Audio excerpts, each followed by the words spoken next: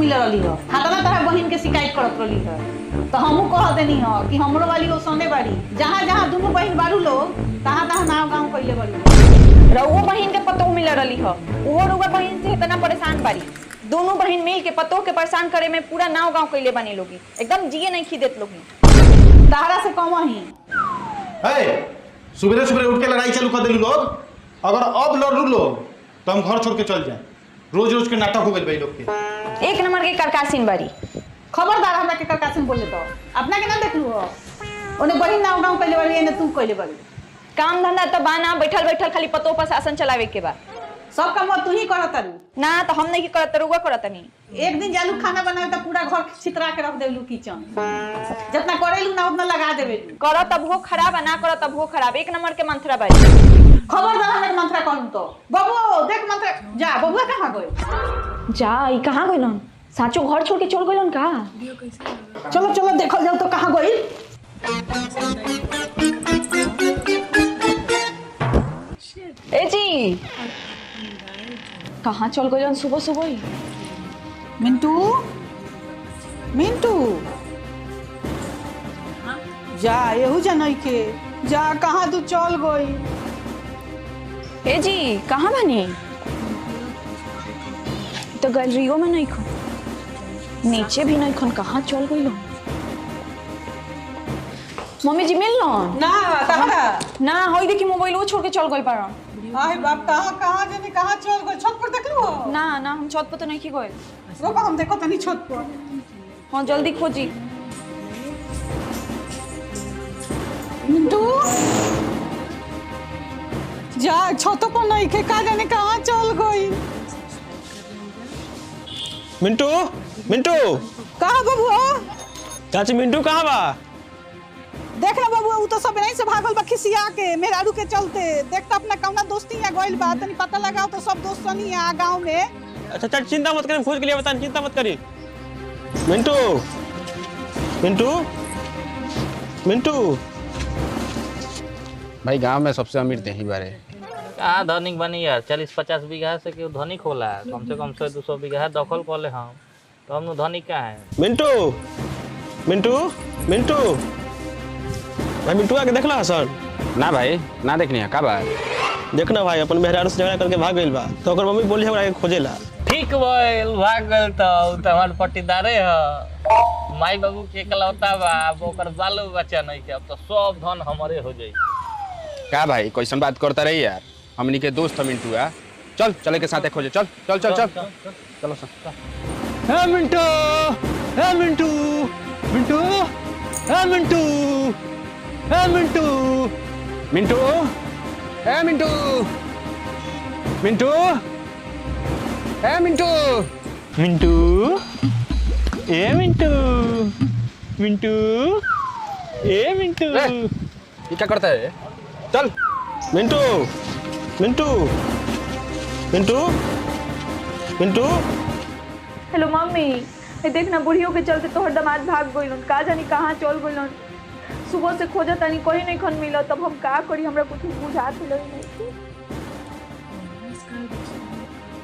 तो मिंटुआ ले लखा का ना एने ना एने ठीक मिंटुआ के देखलू हो देखला हो बनू तब बताइए मत ना तो हमरा हाथ से सब जमीन चल जाई मिंटू है मिंटू मिंटू मिंटू के देखला का ना हमरा कहाँ दिखेला दैया से हमरा से 500 रुपया लेला दैया से गायब हो गल अरे का बताएं वो अपना मेहरारू से झगड़ा करके भाग गइल बा मिंटू ए मिंटू मिंटू ए मिंटू मिंटू ये क्या करता रे कब से तोरा के देखा तनी कि मिंटू के खोजत नहीं खिस ना भाई हम ओकरा के दिल से खोजत नहीं ए दिल है ना होला कि दिल है ना होला उहे मतलब दिल से खोजत नहीं चल चले के खोज चल चल हेलो बबूनी देख ना बबुआ कहाँ तू घर छोड़ के भाग गई वो अपना मेहरारू के चलते सवेरे सवेरे वो झगड़ा थाम देती है का जाने कहाँ भाग गई सब जगह खोज लेनी कहीं नहीं के मिला हमरा समझे में नहीं क्या उसकी का करी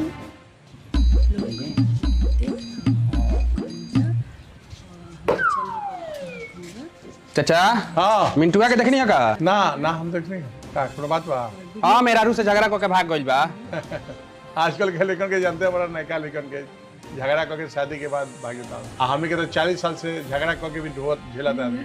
भाभी मिंटुआ के देखनी है का? ना देखनी है कुछ भइला का? अरे ओकर मेहरारू बॉडी लगा के न रखी है, यही से बेचारा परेशान होके भाग गेल। अरे बाप रे बाप, हमहू अपना मर्द से अब से ना लड़े, हमहू उनका से बहुत लड़े नहीं, कहीं खिसिया के भाग जाइए तब। तेरा मिलल ह? ना तारा मिलल हो? ना मिलल हो। ए मिंटुआ मिलल हो? ना भाई ये कहां चल गइल यार? सुबह से सांझ हो गल खोजत खोजत।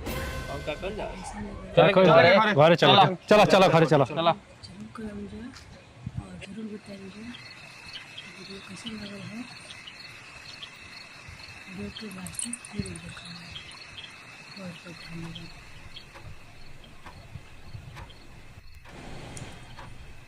नमस्कार दोस्तों, आज हम फिर अपने के साथ आने वाले हैं मिंटू भाई की कॉमेडी वीडियो। का जाने बबुआ कहाँ चल गई, रात के 10 बज गए अभी ले ना आई। का जाने का खोइले पियले होई, कहाँ गई। हाँ मम्मी जी, इतना रात हो गई अभी ले ना होई, सब जगह खोज लेनी, सब बुझात नहीं कि का करे जाए। सब हमरे चलते भइल बा, हम ना सवेरे सवेरे कुछ कहती ना झगड़ा होई त ना बबुआ भागी। ना मम्मी जी, हमरे चलते भइल बा, हमरे ना लड़े के चाहत लखन, बस कोई सहूँ आ जास, अब हमने आज के बाद ना लड़ल जाई। हाँ बबुआ रह जाई। कहाँ चल गई? साफ सुथरा वीडियो बना रहे हो। कुछ कहो भाई, मिंटुआ आदमी अच्छा रलक हो। ठीक कहता रहो। कबो हमार झगड़ा होत रहे नु तो पटीदार में उहे उठ के आवत रहे हमरा पीठ पर। अच्छा चलो कोनो बात ना, अब ओकरा गाला के बाद तो ओकर सब संपत्ति हमरा खेनु ले हम। मिंटुआ गइल तो गइल, लेकिन गांव के भाला क के गइल। गांव में एको गो औरत अपना मर्द से झगड़ा नहीं से करत, ओकनी के डरा गल बारी से, अगर हम झगड़ा करें तो हमार मर्द मिंटुए नियर भाग जाई। ई त ठीक कहत रे भाई। अरे हम मिंटुआ का? हां अरे बाप, का बोल भाई? ए का बोल भाई, का बोल ए मिंटू भाई? अरे कुछ बताओ यार, बोल ना। ए का बोल बा? कौन अरे मिंटू भाई कौन का कइले हो, बताओ भाई। मिंटू ए भाई बताओ ना का भाई, बताओ ना कुछ। मम्मी जी का हो गल इनका ही? बाबू हमरा के नहीं को चिन्हत, हम तार माई हई। बाबू देखो लोग ना का हो गइल हमर बउआ के। चाची इस सदमा में चल गइल बा, एकरा पर पानी फेंके के पड़ी। ठीक कहत रे भाई।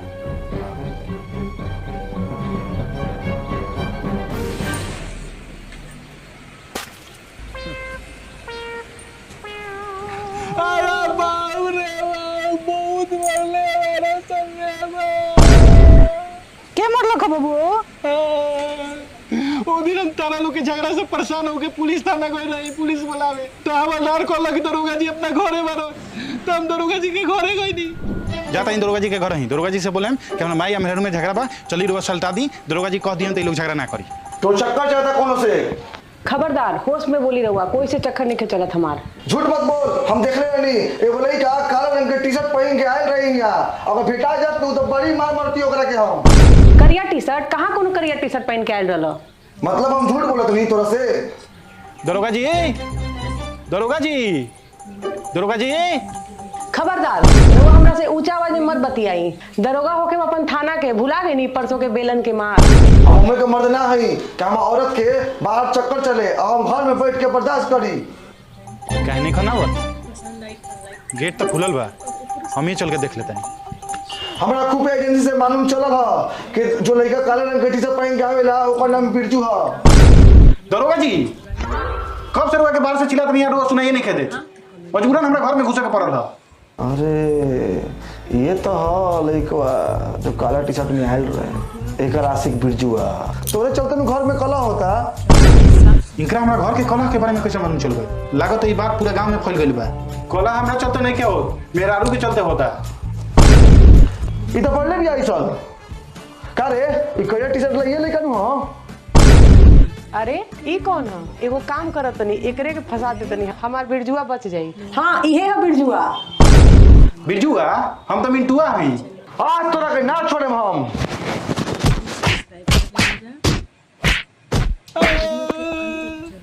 रात भर पटक पटक के मरला ना सरे मार के एकदम गंदर तूर देला सन। तारा लोग के झगड़ा के चलते पिटाइल बानी, तारा लोग के सास बतो के रोज रोज के झगड़ा के चलते। जाए दिमाग को दियो हमरा के। अब से मम्मी जी कितनो लड़े के कोशिश करियन हमरा से, हम ना लड़म।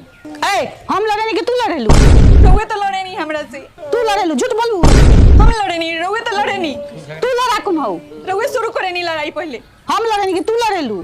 तू लड़ा कौन हो? तू अपना घर से सीख के बड़ू लड़े के अपना माई से।